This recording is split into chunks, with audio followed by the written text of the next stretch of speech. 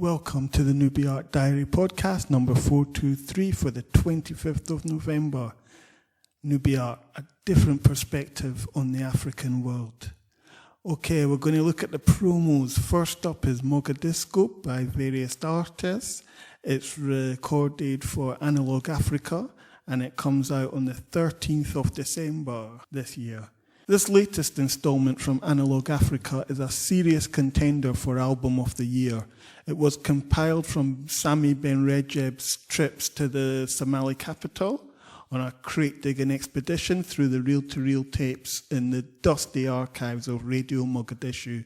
The period is significant as it was the glory days of Somali cultural literary output when the language had finally been codified, and it goes up to the immediate aftermath of the fall of President Siad Barre and the internecine civil war that has lasted up until today. The music here shows that Mogadishu was up with all the latest musical trends, with artists that could easily hold their own against music coming from any corner of the globe. Fela Kuti, James Brown, Marvin Gaye, Bob Marley, Jimmy Cliff and Michael Jackson all penetrated the nation's consciousness. Most of the bands found here were offshoots of Wabari, which means dawn, which was the Somali national cultural dance and acting troupe with up to 300 members who either recorded privately or got backing from the Ministry of Education or Ministry of Information for work promoting campaigns and recordings from Radio Mogadishu. The music went straight onto cassette if it was not recorded on the in-house reel-to-reel tapes of the national broadcaster. The Durdur Band have been touring recently, inciting ecstatic reactions from those who remember seeing them the first time around, alongside newer adherents. They rightly open this selection with the funky-led groove of Darada Mosibo, which means because of you, Musibo. This would be their trademark on tracks such as Shali Daya, By Myself, and Ladani, a woman's name. The music was recorded in exile in 1991 as the group had fled as the civil war broke out. Not all of the original members made it for the recording sessions of Volume 6 Africa, which took place in Djibouti and Ethiopia. The Durdur Band grew out of the Bakaka Band, who played mainly patriotic songs on behalf of the Abo Liberation Front. Bakaka is a town located in Abo territory, which the Somalis wanted to take during the Ogaden War. Their heavily keyboard-inflected songs, Gisiyada Hagar Nayao, which means brave fighters, and Gobonemada Jire, choose freedom, indicated their allegiances, but with the ending of the war with Ethiopia and the decreasing likelihood of taking over the disputed lands, a name change was sought. Mukhtar Ramadan Arbal, known more popularly as Edie, was a multi-instrumentalist and singer-songwriter who found himself in most of the popular bands of the day, as well as having a solo career and appearing in plays at the Somali National Theatre. He was a big fan of Marvin Gaye and started out in Somali jazz before passing through Shariro, the Iftim Band, and the Durdur Band. He was much sought after as he could also sing and write in English, making him able to handle the funk and soul grooves as can be heard on Check Up My Head and Bayo, which means Hey Woman. In 1977, the Iftin Band were invited to perform at the Festac Festival in Lagos, where they represented Somalia at the Second World Black and African Festival of Arts and Culture. They focused on modern music, while Waberi were to cover the Banadiri traditional repertoire. Not only did they come back with an award, but they also returned with Afrobeat, with Fela Kuti's Lady a big hit in Mogadishu. Their two tracks here are the instrumental versions of their songs, Sir Makabe, which means No Secrets, and Iu Aniga, Cry For Me. They eventually became one of the major bands backing plays at the National Theatre and holding down a residency at the state-of-the-art Al Uruba Hotel. Reggae was big in Somalia because it had a similar groove as Bantou from the western region. Omar Shuli heard some Bedouins in the lower Shabelle playing a beat they called Hilia and adapted it to get Habisi, hug me. The stop-start rhythm patterns were first made popular by Toots and the Maytals on 54-46, but really came into their own across the Caribbean in the 1980s. It's a style which can be heard throughout the countries bordering the Sahara and into the Middle East as actually traditional music. The Shariro band was operated by Ahmed Naji, the director of Wabare, who also worked at Radio Mogadishu. The Shariro band set up Shariro Phone, Photo and Arts to distribute their cassettes and promote events at the National Theatre. They dominated the scene until the mid-1980s.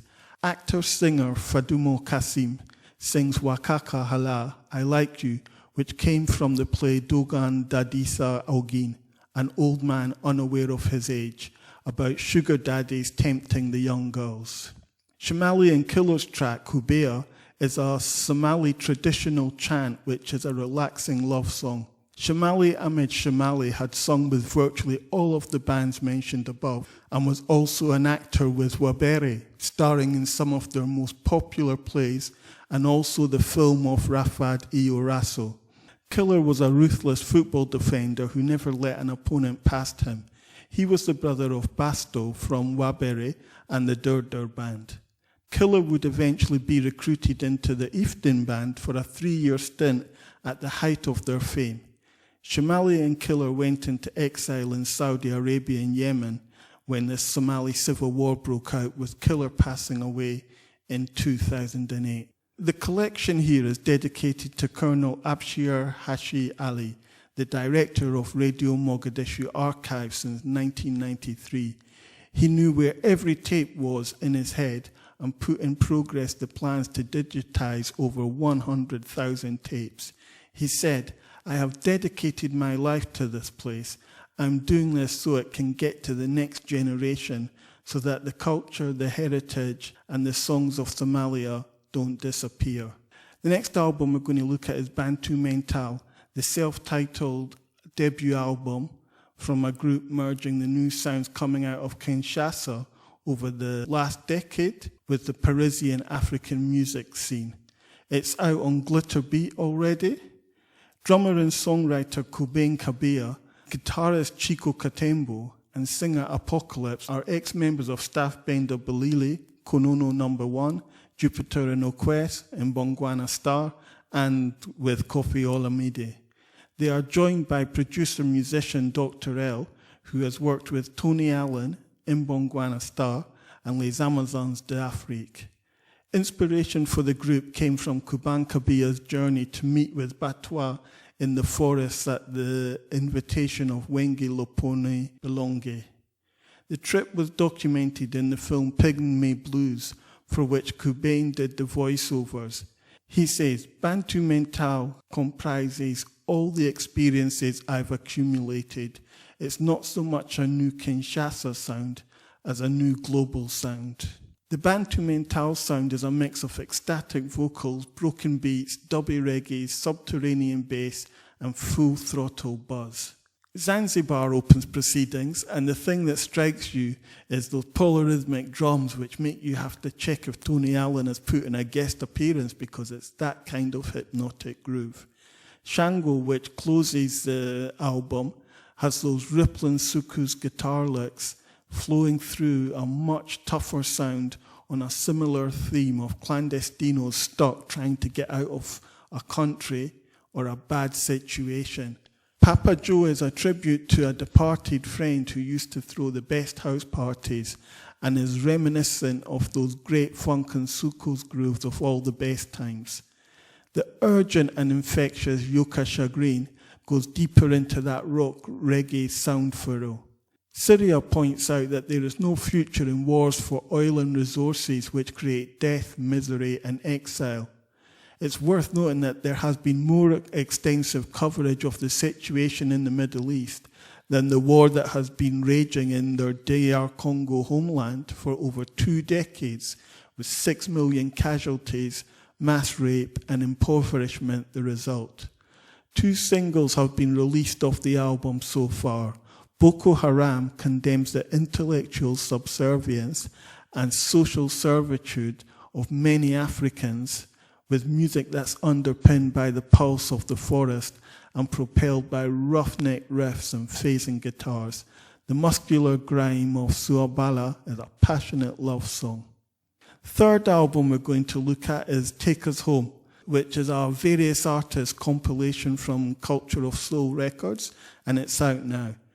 This is a crucial selection from the Boston reggae scene during the pivotal decade between 1979 to 1988, when the music changed so much from roots vocal harmony trios to the cult of the individual, from live instruments to computers, and spread out internationally into clubland to become the bedrock and foundation of the emerging electronic dance scene. All the artists here were new to me. The tracks run almost chronologically, and as with most times, many of the musicians, singers, producers, and engineers crop up on more than one track in different guises. The album kicks off with the iTones' Love is a Pleasure, a straightforward rendition of Freddie McKay's Love is a Treasure. What can you say about such a timeless classic? So when we heard that, we were hooked. It also gives you an insight into the rhythms that different areas pick up on. Next up is cuts from Danny Tucker, a stalwart of the Boston reggae scene, with the title track of this compilation, Take Us Home, alongside Changes and Our Father's Land. The first track was recorded at Channel One with what is only credited as studio band. That means it's either the Taxi Gang Professionals or the Roots Radics. And this was just when Sly and Robbie were focusing more on Black Uhuru and Island Records, leaving Flabba Holt and Bingy Bunny to run the sessions there. It's a proper Channel One Roots killer. The other 2 tracks of Smoother Roots were recorded at Harry J and mixed at Aquarius with backing by Lloyd Parks and We the People Band and Ras Brass. Tucker is then found on sax and vocal duties in the Zion Initiation Band, who have 5 of the tracks here. The tracks include Think About It, Conquering Lion, and Got to Love Jaja. They were recorded at Downtown Studios and mixed by Mikey Dread with Linky Roy on backing vocals. At this point, it's clear the band were no slouches and were taking reggae very seriously, as they were obviously investing in quality productions. As I was hearing more of them, I started thinking the vocals were reminiscent of the Itals, and on Got to Love Jaja, the interspersed bits of In a This Ya Time, making for a beautiful Roots classic. 2 more tracks, Jalai and Burning Fire, were recorded in the same studio but mixed in Jamaica at Harry J's with Dean Fraser, Nambo Robinson and Willie Breckridge on the horns. Pablo, the drummer on the first set of Zion Initiation tracks, turns up on Styx duty for Healing of the Nations. They have their tracks Without Your Love, which is a lovers rock track with the exquisite sweet harmonies present and correct. Another track is Nations Unite, Peace Across the Land, which is a slow roots on a kind of, it's like a Barrett Brothers, you know, the Whalers style rhythms, solid and heavy. Love is the Answer promotes what it says, but also has the added bonus of a DJ on the end, taking us into another scatological dimension. Lamb's Bread were another group eventually out of Boston after having little success in other cities, and the recordings here come from the mid-1980s. Country Girl and 2 Minute Warning are in a dubby lover style from their 1986 album, Truth of It Is. International Love was recorded at Channel One and is the title track of their 1988 Showcase album. The last artist is Errol Strength, a stalwart of the local Boston reggae scene, having appeared with Zion Initiation and Healing of the Nations, and as an artist in his own right, sharing the stage with the likes of Freddie McGregor and Sugar Minott. He eventually decided to cut tunes in his own name, starting with Oh What a Saturday Night, a rub-a-dub groove from the Roots Radics and the Radication Squad on horns, which closes the album. The other track he has is from when he returned to Jamaica for another recording session, by which time the digital sound had taken over. So he went to King Jammy's when it was in full flow with the Superpower All-Stars building the tracks and doing the engineering. Errol's Love, the track, is a digital lovers in a fashion that revolutionized the entire music industry.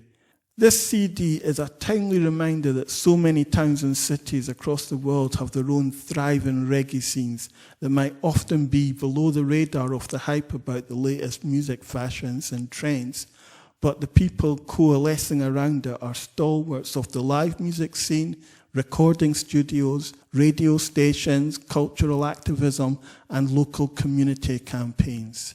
You're in tune to the Nubiart Diary podcast with me, Kabara, and I'm just running through some of the reviews that we've done for November. In the book section, I finally got around to reviewing this book called Changing Horizons of African History. I've been promising people I was going to do this book since time. It's edited by Awet T. Weldemichael, Anthony A. Lee, and Edward A. Alpers.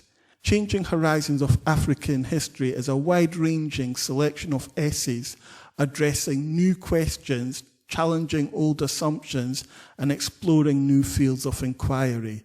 The articles were presented at a conference held in 2013 at UCLA at the African Studies Center and the Department of History to mark the retirement of Edward Alpers. Awet T. Weldemichael is Associate Professor and Queen's National Scholar in African History at Queen's University in Kingston, Ontario. Anthony A. Lee is a lecturer at the University of California, Los Angeles and West Los Angeles College. And Edward A. Alpers was the research professor in the Department of History at the University of California, Los Angeles. They write in the introduction, "History is in fact what we make of it today. It is alive, elusive, and often frustrating." The chapters are divided into 4 major themes: rethinking Africa and the African world, exploring Africa and the Indian Ocean world, new perspectives on African geography and social spaces, and women, gender, and sexuality in Africa. Modern academia has become more accepting of personal experience and biographies, whereas before the canon was based on a notion of so-called objectivity, which privileged the white gaze and often disregarded the lived experiences and agency of Africans themselves. The last 3 decades have also seen major population movements voluntarily, by necessity, or by force within the continent and out of it. The contributors here are Robin D.G. Kelly, who opens the book with our paper looking at black internationalism and the limitations of concepts of diaspora. He explores the role of political and cultural identity when not all Africans outside the continent respond to their circumstances by adopting a strict Pan-African nationalist position. Thomas Vernet, who looks at modes of agricultural production along the Swahili coast before Pemba became a center of slave trading. Anthony Lee's focus is Africans in Iranian households, especially those who worked for the Bab and were at the establishment of the Babi and Baha'i faith. Hideaki Suzuki highlights the migrations of Indian Kachi Bhatia to East Africa, where they became middlemen among the merchants along the coast and on the islands such as Zanzibar. William Okech Oyuge gives an outline of the resistance of Maasai pastoralists to British land theft in Kenya and the duplicity of the colonial regime, who were always playing the various local populations in the colonies and protectorates off against each other. Continuing down the coast, T.J. Deshobe looks at the origins of mooring martial arts in Reunion Island among enslaved Afro-Malagasy. He highlights the links to the Americas, Angola, and the Mascarene Islands in an article that adds to the work done by Kalindi Aye on martial arts and Ivan van Sertima's series of books on African retentions in the Western Hemisphere. An accompanying article is Jose Curto's paper on the agency of runaway enslaved Africans around Luanda in Angola. Curto responds to Joseph Miller's claims that raiders moved further inland by showing that coastal depletion continued even as the Mafa penetrated further inland. Shimela's Bonsa Golema looks at the privileged landowning classes' resistance to imperial attempts to register land ownership in Addis Ababa. The city was only established in 1886 and so does not have centuries of intensive settlement common in most capital cities such as London. This presents a challenge to capitalist notions of the city and urban living and leaves unanswered the plight of the people who already lived in the area or considered it as their pastoralist or trading routes before Menelik II moved there. It is also important to remember that Orthodox Christianity was never the faith of the majority of Ethiopia's population. There were and are many Muslims and African traditionalists, especially in the area surrounding Addis Ababa. The Orthodox Christians just became the established ruling class of the entity that was left when all the neighbouring land was colonized by rapacious Europeans. Kathleen Sheldon assesses the history of research on the role of African market women. In much of what has been published, their role is marginalized despite the vital importance of their economic, familial, and community endeavors. A reanalysis began in the 1970s, often from a feminist perspective, but agencies are still downplaying women's role as entrepreneurs in their own right as they get to grips with modern trade, technology, and population demographics.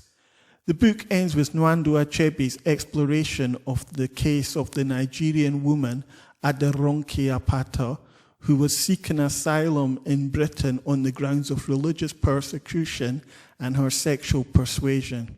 Achebe analyzes the coverage in Nigeria of similar immigration and apostasy cases, how these asylum seekers are treated in Britain, and the way that cultural and traditional issues are now included in the range of reasons being given by refugees as grounds for claiming asylum.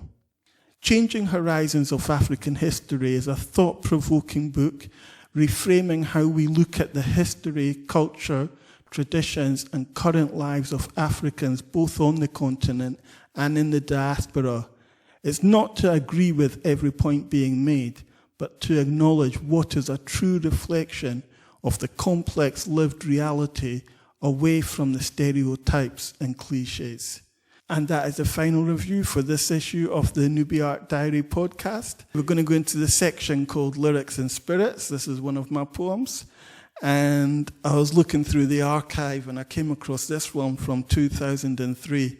And it was in the run-up to elections in America and Britain, which quite funny because we're in that same kind of position right now. This one's called 4 More Tears, 4 More Fears.